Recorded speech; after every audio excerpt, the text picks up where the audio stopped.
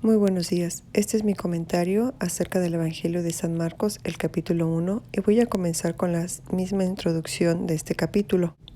Según este Evangelio de Marcos, es uno de los primeros registros de la vida de Jesús y las tradiciones históricas más cercanas en las que este libro, con un escriba cristiano llamado Marcos o Juan Marcos, fue un colaborador de Pablo y compañero cercano de Pedro.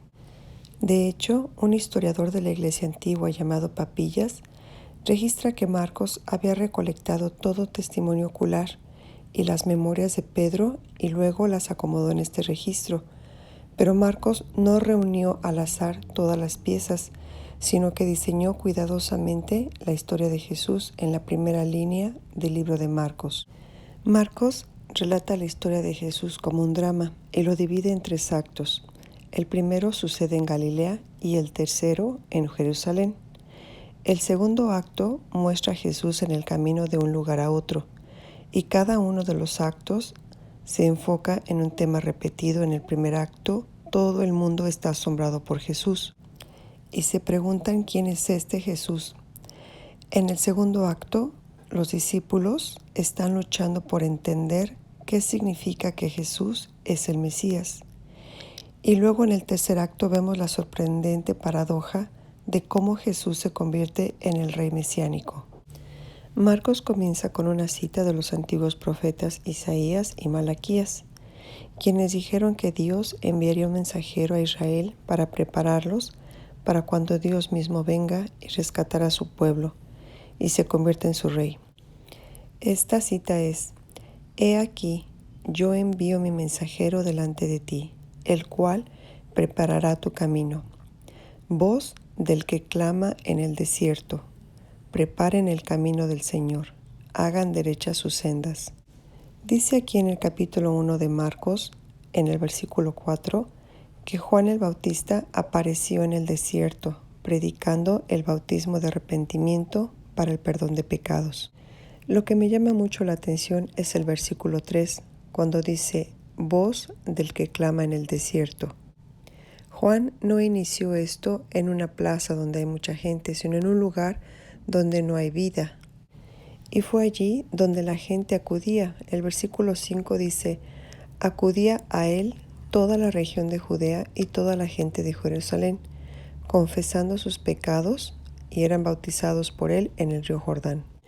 Y esto me hizo meditar mucho en cuanto yo como ser humano tengo que profundizar en mi vida cuando siento un vacío, cuando no hay algo que me motive o que me lleve a seguir adelante. Y esto es lo que a mí me lleva a buscar una salida a mis problemas o a lo que me está causando depresión o tristeza o vacío. Es cuando en mi vida estoy atravesando este desierto donde yo busco más de Dios. Y es en el desierto precisamente hace 24 años cuando yo decidí convertirme en cristiana y fui bautizada y recibí el Espíritu Santo, y desde entonces mi vida ha dado un giro de 180 grados. Y pues esto sin duda alguna no significa que yo sea una mujer samaritana, porque no lo soy, y me ha costado mucho trabajo vivir una vida como Dios nos lo enseña, pero atravesar por las aguas del bautismo fue refrescante mientras yo pasaba por ese desierto. Y Jesús nos da un ejemplo en todo. Él mismo fue a Juan para ser bautizado, y es allí cuando se escuchó una voz en los cielos que decía: tú eres mi Hijo amado, en ti me he complacido.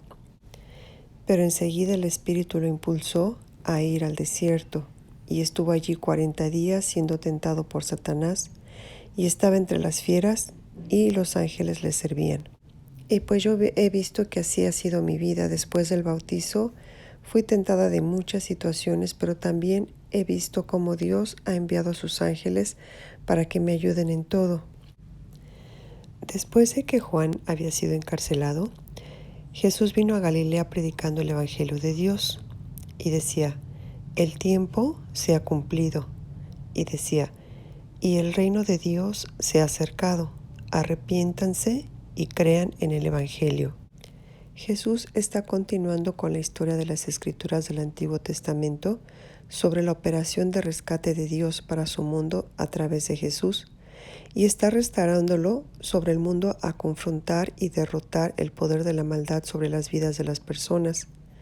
Y entonces las invita a vivir bajo su reino, a seguirlo, y a partir de aquí las historias nos muestran el poder de Jesús mientras filtra el reino de Dios, y Él va sanando a personas cuyos cuerpos están enfermos o quebrantados o bajo la opresión de poderes espirituales oscuros. Y Jesús incluso hace algo que para el pueblo judío solo Dios tiene el derecho de hacer, que es perdonar los pecados y las acciones de las personas. Algunos deciden seguirlo y se vuelven a Él, pero hay otros discípulos que todavía no saben qué pensar, y hay otros que lo rechazan completamente, especialmente los líderes de Israel, quienes lo acusan de blasfemar contra Dios y de recibir el poder del mal, ya que aquí en el versículo 32 dice: a la caída de la tarde, después de la puesta del sol, trajeron a Jesús todos los que estaban enfermos y los endemoniados. Toda la ciudad se había amontonado a la puerta y sanó a muchos que estaban enfermos de diversas enfermedades y expulsó muchos demonios, y no dejaban de hablar los demonios porque ellos sabían quién era Él. Y lo que yo veo aquí es que Jesús vino a sanar, vino a expulsar el mal de nuestras vidas, y lo que Él quiere es que vivamos vidas sanas, porque Jesús tiene compasión de nuestras vidas. El versículo 41 dice: movido a compasión, extendiendo Jesús la mano, lo tocó y le dijo: quiero, sé limpio. Debido a que el leproso le rogó arrodillándose, pidiéndole: si quieres, puedes limpiarme. Y básicamente lo que yo veo aquí es que el plan de Dios es la salvación de nuestras almas, pero también la salud en este mundo. Y eso pues me llena a mí de mucho ánimo, porque puedo ver la compasión de Jesús para mi vida y su deseo de que yo pase la eternidad con Él.